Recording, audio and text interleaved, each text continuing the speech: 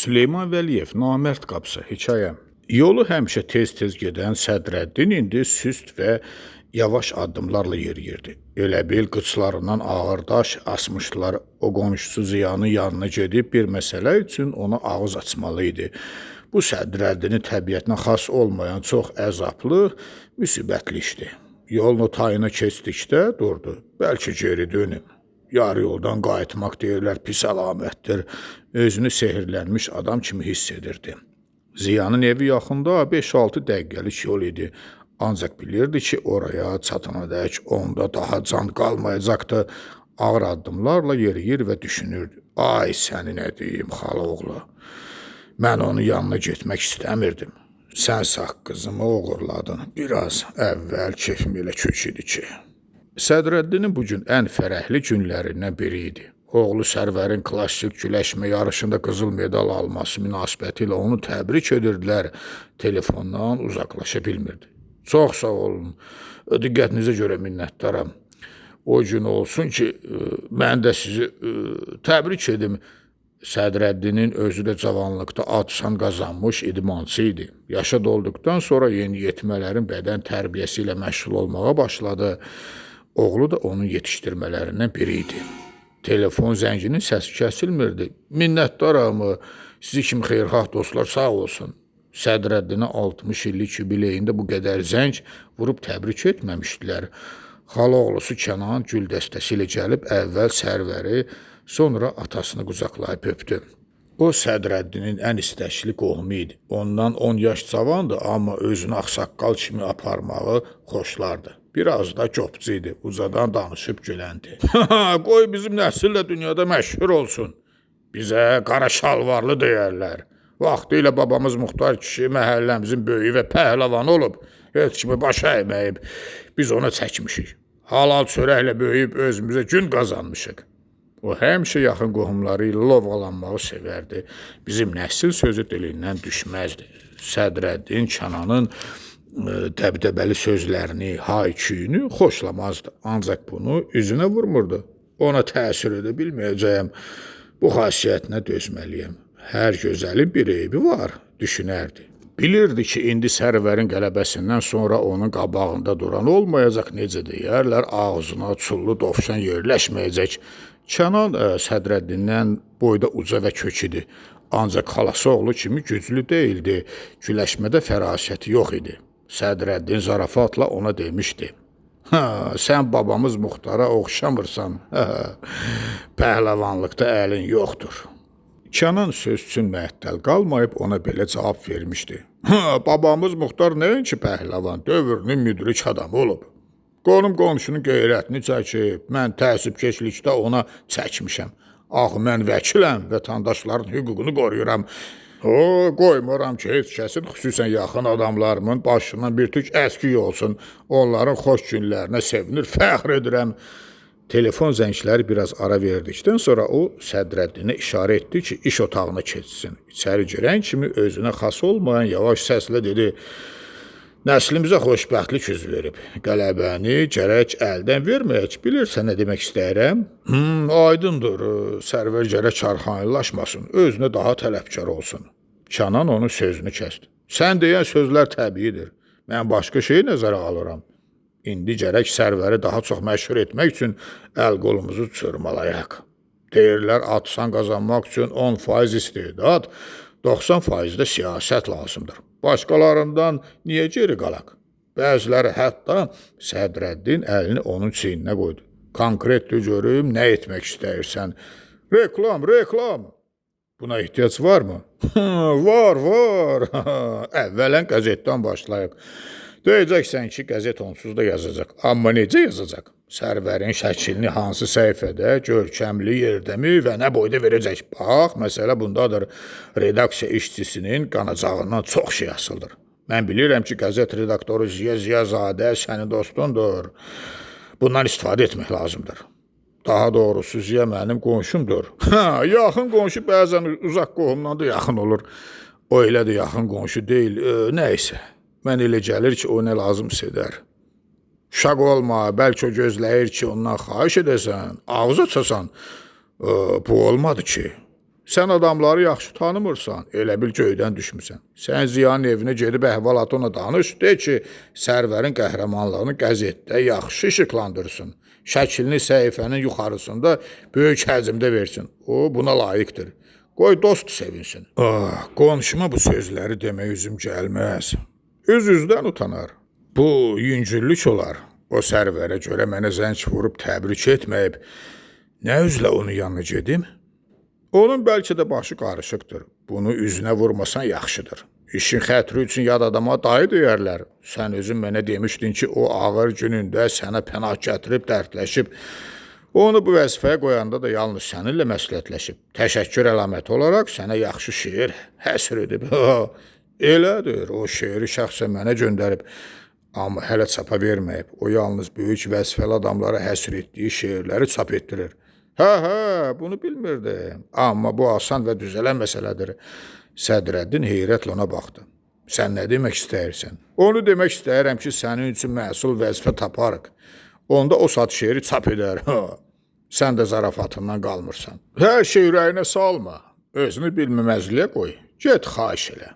Ondan qabaqçı redaktor mərhum Yunus mənim yubileyimi qəzetdə çox yaxşı işıqlandırmışdı. Mən bu barədə ondan xahiş etməmişdim. Sən bu gündən danış. İnsan çisi dəmib. Bir məsəl var, inanmaq yaxşı şeydir, inanmamaq daha yaxşıdır. Kənan onun fikrə getdiyini görüb narazılıqla başını buladı. Sən götür qoy edənəcən iş işdən keçir. Sabah və ya ertəsi gün qəzet çıxmalıdır. Fürsət əldən vermə. Bəlkə Sərvərin şəklini də tapmayıblar. Onun yaxşı bir şəklini gətir, elə indi get evlərinə. Daş ətəyindən tök. Əvvəllər getdiyin ev deyil. Sədrəddinin sifətində istirablı ifadələr göründü. Onu da deyim ki, qələbənin 40 illiyi münasibəti ilə bütün qəzetlər mənim haqqımda rəsmi material verdi. O isə ondan indi gözüm su içmir. O zahirən üzgülər, mülayim adamdır, amma son vaxtlar yaman dəyişib. Göz ayağın altını seçmir, özü haqqında yüksək fikirdədir, həm də Allahın bəlası xəstəliyinə tutulub. O nədir? Ciddi xəstəlikdir. Çox ciddi və qorxulu xəstəlikdir. Adı yaltaqlıqdır. Rəhmətliyin oğlu, söz danışdın da, indi sən mənə elə adam göstər ki, yaltaqlıq eləməsin. Sədrəddin dişlərini qıcadı. Sən lapaq elədin ki. Yaltaqlığın da dərəcəsi var, ancaq xahiş etmək yaltaqlıq deyil. Baxır nə haqda və kimdən xahiş etmək. O bir an duruxdu. Deyirlər ki, o indi çox qəddar olub. Dostunun nailiyyətindən qan təzyiqi artır, cəllada dönür. Pislik etməkdən zövq alır. Həm də deyirlər ki, o ağır gündə dadına çatanlarla daha amansız olur. Xaloğlu bəsdir. Çox dərinliklərə getmə. Sən onu sınaqdan keçir, dişinə vur. Axı mən ömrümdə heç kimi ağız açmamışam. Özün deyirdin ki, bizim nəsil qürurludur. Babam heç kimi baş əyməyib. Atam deyərdi ki, telefon zəngi eşidildi. Sədrəddin onu təbrik edənə təşəkkürünü bildirdi və sonra Kənana dedi, onun özü kimi telefonunun nömrəsi də dəyişib. Mən də təzə nömrəni bilmirəm. Kənan bu sözdən sevinirmiş kimi. Bu daha yaxşı dedi. Telefon nömrəsini bilmədiyin üçün evinə getməyin də bir bəhanə olar. Unutma ki, qəhrəmanı aləmə, tanıda mətbuatdır. Qəzet çıxandan sonra mən onu lazımi idarələrə göndərəcəyim. Sərvər üçün yaxşı planlarım var. Özün bilirsən ki, mən fərasətli vəkiləm. Məsləhətimə qulaq as, sonra mənə sağ ol deyərsən. Sədrəddin Ziyanı yaşadığı binaya yetişdikdə bir an durub nəfəsini aldı. Ağır addımlarla yuxarı çıxmağa başladı. Ziyazadə 4-cü mərtəbədə yaşayırdı. Sədrəddin pillələri güclə çıxırdı, ürəyi döyünürdü. Yuxarıdan aşağı enən tanış bir kişi ilə üz-üzə gəldi. Xoş gördük qonşu, xeyir olsun, hara belə? Sədrəddin oğurluqda tutulan adam kimi özünü itirdi. Oraya dostum gilə. Tanış kişi təəccüblə ona baxıb bir söz demədən aşağı indi. Sədrəddinin qanı daha da qaraldı. Bir neçə pillə qalıqdı, qıçında taqət qalmamışdı. Ürəyində dedi ki, kaş Ziyazadə evdə olmayaydı. Onun qapısına yetişdi. O əvvəlki adi, boz rəngli qapı deyildi. Demək, Ziyazadə telefonunun nömrəsi kimi qapını da dəyişmişdi. Qəhvəyi rəngli dəmir qapı idi. Üstündə Ziyanın ad və familiyası yazılmamışdı. Yalnız nömrəsi vardı. Bu da onun qəlbini sıxdı. Elə bir sirli və qorxulu qala qapısı dalında durub, sanki bir səs ona dedi, nahaq gəlmisən. Aşağı düşsünmü? Yox, yox, şübhə oyadar. İstər-istəməz zəngi bastı. Bir an gözlədi, bu ona ilk kimi göründü. Əvvəl elə bildi ki, Ziya evdə deyil, sevindi. İstədi ki, tez aşağı düşsün, bəxti gətirmədi. Qapı taqqıltı ilə açıldı. Ziya onu həm üzü gülər, həm də heyrətlə qarşıladı. Xoş gəlmisən. Buyur, buyur. Sədrəddin içəri girən kimi Ziyazadə dedi. Sizi oğlunuzun qələbəsi münasibəti ilə təbrik edirəm. Bu söz Sədrəddinin qəlbinə toxundu. Üz gözünü turşutdu, onu elə tənə ilə baxdı ki, sanki demək istədi, evinə ona görə gəlmişəm ki, məni təbrik edəsən. Buyurun, əyləşin. O nəhayət sıxıla-sıxıla məsələni Ziyazadəyə izah etdi. Ziyazadə həlim səslə dedi. Qəzetdə bu məsələni işıqlandırmaq borcumuzdur. Hər şey öz qaydasında olacaq. O həmişəki kimi gülümsünürdü, ancaq Sədrəddin onun sifətində güclə sezilən xəbis bir ifadə gördü. Ziyazadə qonağı həmişəki kimi çaya dəvət etmədi, qapı danqıltı ilə örtüldü. Ertəsi gün Sədrəddin səhər tezdən durub bütün qəzetləri aldı. Qonşusunun redaktor olduğu qəzetdə oğlunun şəklini güclə tapdı. O 3-cü səhifədə olduqca kiçik, lap aşağıda başqa şəkillərin altında gözə çarpmayan yerdə idi. Sərvərin haqqında yazılan məlumat çox xırda hərflərlə verilmişdi, oxumaq belə çətindir. Sədrəddinin qanı qaraldı. Bu necə ola bilər? Redaktor bunu yəqin qəsdən edib. Sədrəddin Kənana zəng vurub dedi, əziz xalaoğlu, hörmətli vəkil, sənə göz aydınlıq verirəm. Qəzetə baxmısan? Ziya işi keçəcəyi vəzifəli adamların şəklini gör necə iri verib.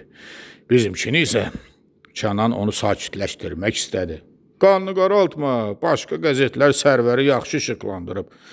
Bilirəm, elə dərd də bundadır. Məni sən işə saldın. Amma təqsir özümdədir. El adama niyə ağız açdım? Mənə yeri var. Özü yıxılan ağlamaz deyiblər. Adam gərək öz ağlı ilə iş görsün. Özünə xəyanət etməsin. Nəysə, şeytan məni yoldan çıxartdı. Mənasız səfeh bir iş gördüm. Həyatımda ilk dəfə al saldığım üçün özümdən zəhləm getdi. Ziyazadənin belə qəddar olduğunu da indi bildim.